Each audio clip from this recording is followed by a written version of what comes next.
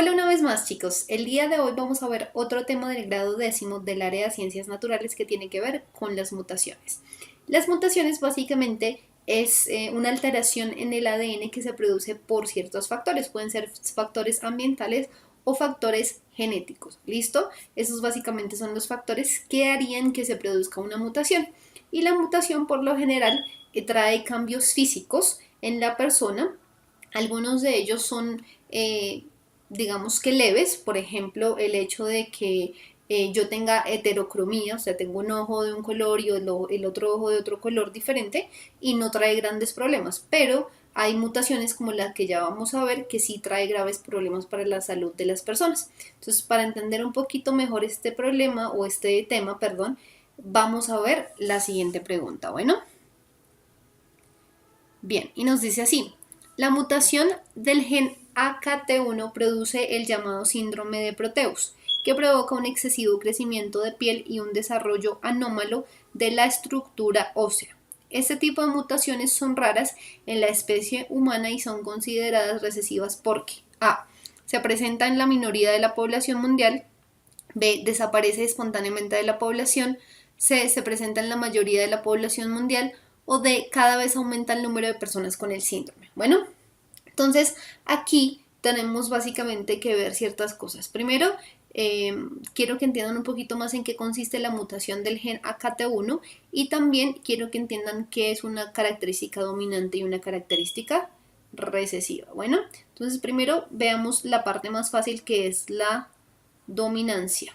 ¿Listo? Entonces, una característica dominante es aquella que se presenta en la mayoría de la población. Por ejemplo, el cabello de color oscuro en la población colombiana. ¿Por qué? Porque básicamente en la mayoría de los colombianos nosotros podemos encontrar que que tenemos cabello de color oscuro, bien sea castaño oscuro o negro. ¿Listo? Entonces, eso es una característica dominante, aquella que se presenta en la mayor parte de la población. ¿Listo? Y ahora, ¿qué es una característica recesiva? Pues es lo contrario a dominante. Recesivo quiere decir que no se presenta mucho o no se presenta en gran parte de la población. ¿Listo? No se presenta mucho. Hay que tener en cuenta que esta dominancia y esta recesividad cambia dependiendo de básicamente las poblaciones que yo trabaje. Si yo trabajo en una población como Colombia, pues yo voy a saber que para la característica de color de cabello, aquí el dominante es el color oscuro. Pero si yo voy a una población, por ejemplo, como Escocia, en Escocia la característica dominante es el cabello de color rojo. ¿Listo? Rojo natural, ¿no?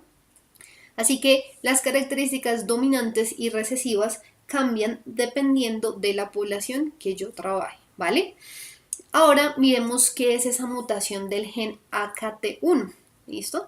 Ustedes saben que nosotros tenemos muchísimos genes en nuestro genoma es bastante amplio, ¿listo? Y lo que hace básicamente el ADN es pasar, primero tenemos el ADN, ¿no? Antes de que miremos la mutación. Entonces tenemos el ADN luego se duplica para poder tener el suficiente ADN, luego se vuelve ARN, que es el ARN básicamente mensajero, y este ARN va a los ribosomas, bueno, y ahí en los ribosomas, estos ribosomas leen el código de ARN y forman aminoácidos, que estos aminoácidos pues se unen por enlaces peptídicos a otros aminoácidos y forman las proteínas, ¿vale? Entonces, básicamente ese es el proceso a grandes rasgos que hace el ADN. Entonces, el ADN lo primero que hace es duplicarse, luego esa duplicación, ese ADN duplicado se convierte en ARN. El ARN va por fuera del núcleo, llega a los ribosomas, en los ribosomas se lee este código y estas letricas se convierten en aminoácidos que luego se convierten en proteínas. ¿Listo? Recuerden que nosotros o los ribosomas leen codones. ¿Y qué es un codón? Básicamente un codón es un código de 3 letricas. ¿Listo? Puede ser AUA, UAU, bueno, diferentes códigos. Bueno, entonces, o GUA, para que no se nos olvide también que hay guanina. Entonces, recuerden que el ADN tiene 4 bases nitrogenadas: la adenina, la timina, la citosina y la guanina. Pero en el ARN, en lugar de tener la timina, tenemos el uracil o uracilo, y por eso es que los códigos quedan así con la U. Y son letricas de 3, ¿listo? Y eso se llaman codones. Entonces, la cadena larga de ARN viene desde el núcleo, entra aquí al ribosoma y el ribosoma empieza a leer de 3 letricas. ¿Qué pasa cuando hay una mutación? Quiere decir que de pronto por acá en esta cadena se metió una A de más, o otra letrica de más, otra base nitrogenada de más, y en lugar de que el ribosoma fabrique un aminoácido, va a terminar fabricando otro que no se necesitaba. Y eso es lo que pasa en la mutación del AKT1. Se produce una mutación activadora. Y ya les explico por qué es una mutación activadora. El AKT1, este gen, se supone que controla el crecimiento y la división celular de las células. Entonces, ¿qué es lo que hace el AKT1? El AKT1 básicamente produce una proteína que le dice a la célula: oiga, no crezca tanto, o oiga, deje de dividirse. ¿Listo? Eso es lo que hace básicamente el AKT1, ese gen en específico. Produce esa proteína que controla el crecimiento y la división celular. ¿Listo? Cuando el AKT1 sufre una mutación como esta de acá, que se introduce otra base nitrogenada más, o se puede quitar una base nitrogenada que tiene acá, entonces cuando se produce eso, ¿qué va a pasar? El AKT1 no es que deje de producir la proteína, sí va a producir una proteína, pero no es la misma proteína, es otra diferente, que el efecto que tiene esa otra proteína es que hace que las células sigan creciendo demasiado, y que por eso es que se produce básicamente la deformación. Entonces, en el síndrome de Proteus, lo que pasa con las personas, y era lo que nos decía en el texto, básicamente yo tengo un crecimiento descontrolado de ciertas partes del cuerpo. ¿Por qué?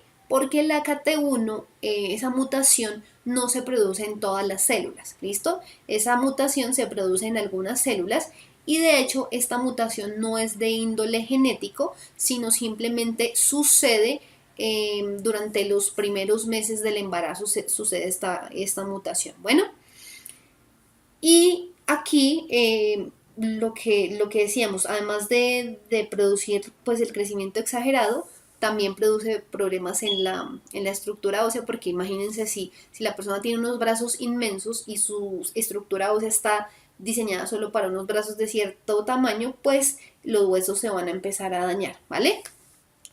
Esta mutación, como yo les decía, el síndrome de Proteus, no es como tal genético. Sin embargo, según la clasificación que yo tengo acá, estos dos de acá, las características que más se presentan en la población yo las puedo llamar dominantes, y las características que menos se presentan las puedo llamar recesivas. ¿Listo? A pesar de que no sea genético, pero las puedo clasificar así, dependiendo de qué tanto se presentan en una población o no. Así que, si yo regreso aquí a la pregunta, voy a ver que básicamente al síndrome de Proteus se le llama recesivo. ¿Por qué? Y miremos todas las respuestas. Entonces, la A me dice: se presenta en la minoría de la población mundial. Miren que ahí me dice que se presenta en muy pocas personas. Eso tiene mucho sentido porque dijimos acá que la característica recesiva es la que no se presenta mucho en la población. Entonces, el síndrome de Proteus no se presenta tanto. Miren, este tipo de mutaciones son raras en la especie humana y son consideradas recesivas. Y aquí, pues esta parece ser la respuesta, ¿no? Porque las características recesivas no se presentan mucho en la población mundial.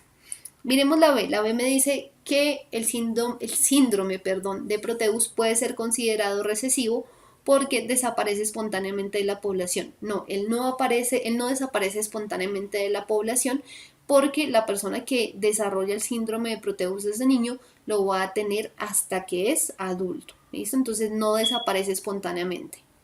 Así que esta no sería la respuesta. La C me dice que esta característica o esta mutación es recesiva porque se presenta en la mayoría de la población mundial, no porque si se presentara en la mayoría de la población mundial hablaríamos de una característica dominante, no una recesiva.